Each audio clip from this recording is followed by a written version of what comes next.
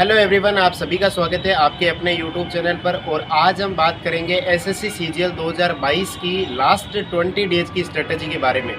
बहुत सारे स्टूडेंट जो न्यू एस्पिरेंट्स हैं उनका ये डाउट है कि लास्ट के 20 दिन में हम किस तरीके से जो है वो अपनी स्ट्रेटजी बनाएं कि हम प्री की जो कट ऑफ है वो भी क्लियर कर पाए और साथ साथ में हम मेंस की भी तैयारी है वो हमारी साथ में होती रहे। क्योंकि आपको सभी को पता है कि जो है वो प्री इस बार क्वालिफाई कर दिया है, इसका मतलब केवल आपको प्री पास करना है। लेकिन अगर जिसको सिर्फ AAO या JSO के लिए तैयारी करनी है उनको जो है वो कट ऑफ से बहुत ज़्यादा मार्क्स ऊपर लाने पड़ेंगे। जैसे 150 या 160 के आसपास AAO की कट ऑफ जाती है। बाकी जिनको AAO या JSO से कोई मतलब नहीं है उनको सिर्फ और सिर्फ प्री की जो है वो पास करना है। तो प्री पास करने के लिए आप जो है वो लास्ट के 20 दिन में बिल्कुल भी हड़बड़ी ना करें। एक तो मेरा पहला सजेशन आपसे ये है कि जो आप अब मॉक टेस्ट देना स्टार्ट कर रहे हैं तो न्यू मॉक टेस्ट एक भी ना दें। आपको सिर्फ और सिर्फ क्या करना है, प्रीवियस ईयर के मॉक टेस्ट है उन्हीं पर रिलाई करना है और प्रीवियस ईयर के मॉक टेस्ट ही आपको लगाने। प्रीवियस ईयर आप मॉक टेस्ट में रोज़ का एक लगा सकते हैं या फिर आप 2 दिन से एक मॉक टेस्ट लगा सकते हैं। इसके बाद में आपको जैसे मैं स्टेप बाय स्टेप आपको स्ट्रेटजी बता देता हूँ। मैथ्स के लिए मैं पहले बताता हूँ आपको।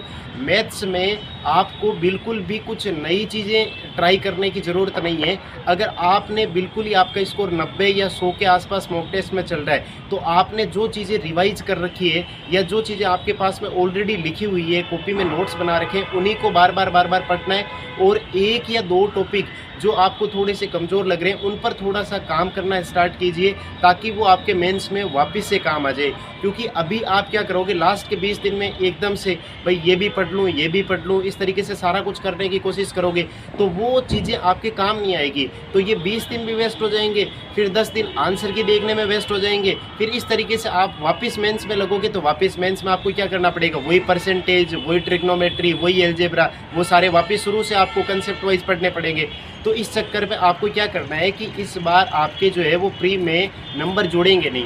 तो नंबर नहीं जोड़ेंगे तो आपको क्या करना है, सीधा आपको एक एक टॉपिक को टारगेट करते हुए, चाहे उसमें 4 दिन लग रहे हैं 5 दिन लग रहे हैं, और बाकी आप धीरे धीरे मॉक टेस्ट के माध्यम से previous year mock test previous year ही लगाने। क्योंकि CPU का जब आपने पैटर्न देखा है कि जो आपका 9, 10, 11 तारीख को पेपर हुआ है उसमें भी सारे के सारे प्रीवियस ईयर के कंसेप्ट ही पूछे जा रहे हैं। तो आपको केवल उन्हीं पर रिलाई करना है।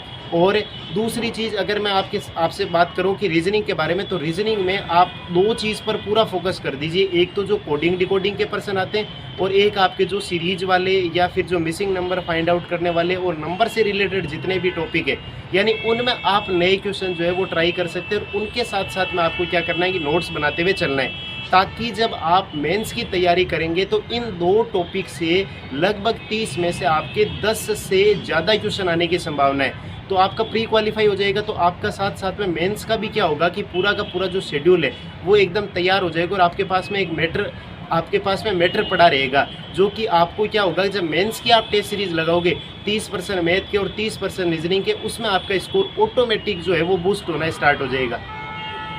जीके के लिए क्या करना है, जीके देखो इस बार क्या है कि मेंस में भी आएगा।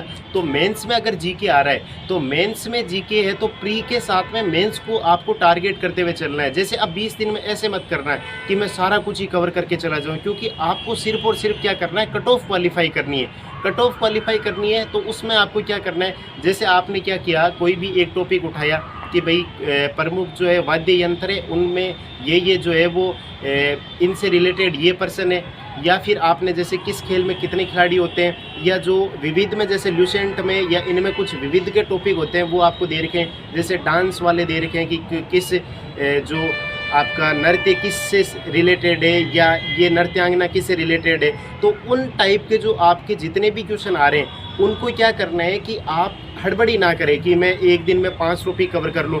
आप धीरे धीरे जो है वो एक एक टॉपिक 20 दिन में 20 टॉपिक भी करते हैं तो वो 20 टॉपिक आपके मेंस लेवल के तैयार हो गए।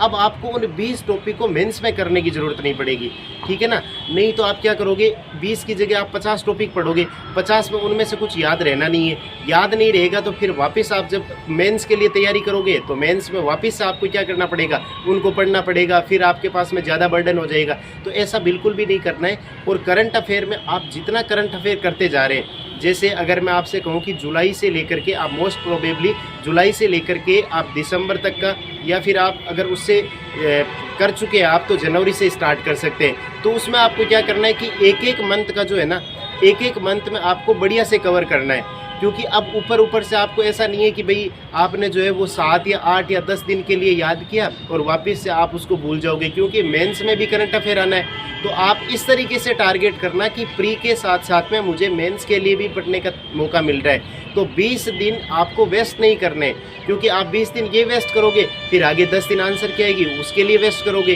तो इस तरीके से आपको बिल्कुल भी नहीं करना है। इंग्लिश में आपको क्या करना है, जितने आपने प्रीवियस ईयर पेपर कर रखे हैं आपको सिर्फ और सिर्फ प्रीवियस ईयर की वोकेब और आपको रोज़ के 2 पैसेज ट्राई करने, 2 क्लोज टेस्ट ट्राई करने और PQRS पर आपको काम करना है। और इस तरीके से वोकेब को साथ साथ में रिपीट करते हुए चलना है। और ग्रामर में आप रोज़ का एक टॉपिक या फिर 2 दिन में एक टॉपिक कवर कर सकते हैं। धीरे धीरे ऑटोमेटिक आपका क्या होगा, स्कोर बढ़ना स्टार्ट हो जाएगा।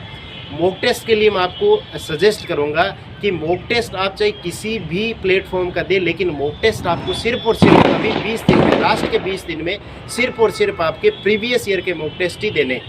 मेरे हिसाब से ये जो मैंने 20 दिन की स्ट्रेटेजी बताई है वो प्री और मेंस दोनों के लिए कारगर साबित होगी। और प्री और मेंस आपको साथ में लेकर ही चलना है। आपको ऐसा नहीं करना है कि 20 दिन में प्री का पढ़ लेता हूँ, फिर 20 दिन के बाद में 10 दिन आंसर की मैं लगाऊंगा, फिर 30 दिन, 1 महीना आपका वेस्ट हो जाएगा और 1 महीने के बाद में फिर आप सोचोगे कि अब मुझे मेंस का सारा कुछ पढ़ना है।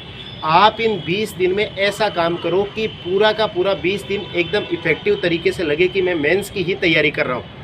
क्योंकि आपको अगर JSO या AAO के लिए करना है तो JSO AAO के लिए आपका स्कोर अभी कम से कम जो है वो मॉक टेस्ट में 140 150 इस तरीके से आना चाहिए, ताकि आपका जो है वो लास्ट के 20 दिन में आप 10 या 15 नंबर इंक्रीज करो और उसकी कट ऑफ में आप क्वालिफाई कर जाओ। लेकिन जिसको JSO और AAO से कोई मतलब नहीं है, वो आप क्या करना है कि प्री और मेंस दोनों को साथ में लेकर के चलना है। आई होप मैंने जो ये 20 दिन की स्ट्रेटजी आपके साथ में शेयर की है वो आपको जो है वो फ़ायदा पहुंचाएगी। और आप अगर पीछे 5 महीने या 6 महीने या 1 साल या 1.5 साल से जो भी आप तैयारी कर रहे हैं उसमें आपने जितने भी नोट्स बना रखे हैं उन नोट्स का बार बार आपको क्या करना है, रिवीजन करना है। मस्ट जो है वो रिवीजन ही है, क्योंकि यही चीज़ें आपको मेंस में जो है वो एज देने वाली है। और मेंस का स्कोर इसी के कारण आपका बूस्ट होगा। क्योंकि आप क्या करेंगे, आप नई चीज़ें ट्राई ना करें। मॉक टेस्ट में आप क्या करें, प्रीवियस ईयर के मॉक टेस्ट देते रहे। प्रीवियस ईयर में जो नई चीज़ें, नई कंसेप्ट आपको मिल रहे हैं उनके ऊपर बार बार जो है वो थोड़ा सा साइड में कॉपी में नोट्स बनाते रहे। और वही चीज़ें जो है मेंस में 1 नंबर 2 नंबर, क्योंकि अब की बार क्या है कि जैसे 30% है, 30% में 1% 3 नंबर का है। तो 3 नंबर में अगर 2 या 3% भी गलत हो जाते हैं तो 10 नंबर का आपको वापस लीड 10 नंबर पीछे चले जाते हैं। जबकि पीछे सालों में क्या होता था कि आपका 1% 2 नंबर का था और इंग्लिश में 1% 1 नंबर का था, उससे कोई ज़्यादा फर्क नहीं पड़ता था। 5 भी गलत हो गए तो भाई आप 5 या 6 नंबर ही पीछे होते हैं। लेकिन इस बार अगर आपके मेंस में 5% भी गलत हो जाते हैं तो आप लगभग 20 नंबर के करीब जो है वो एक एस्पिरेंट से पीछे हो जाएंगे। और 20 नंबर आपको पता है कि कितने महत्वपूर्ण होते हैं। और कोई भी आपको इससे रिलेटेड जो भी आपको डाउट है कि किस तरीके से क्या कुछ करना है या नहीं करना है, या आपका स्कोर अभी कितना आ रहा है, वो सारा आप जो है वो कमेंट बॉक्स में डाल दीजिए, मैं उसका रिप्लाई कर दूंगा। और जो भी आपका जो डाउट है वो मैं उसके थ्रू आपको सोल्व कर दूंगा। और अगर कुछ ज़्यादा इंपॉर्टेंट हुआ तो उसमें मैं एक वीडियो बना करके अपलोड कर दूंगा, जिस भी आपके समस्या या प्रॉब्लम के बारे में जो भी होगा। तो आज के वीडियो में बस इतना ही, बाकी मिलते हैं आगे के वीडियो में। आई होप ये स्ट्रेटेजी आपके ऊपर काम करेगी। और आज के वीडियो में इतना ही। Thanks for watching this video.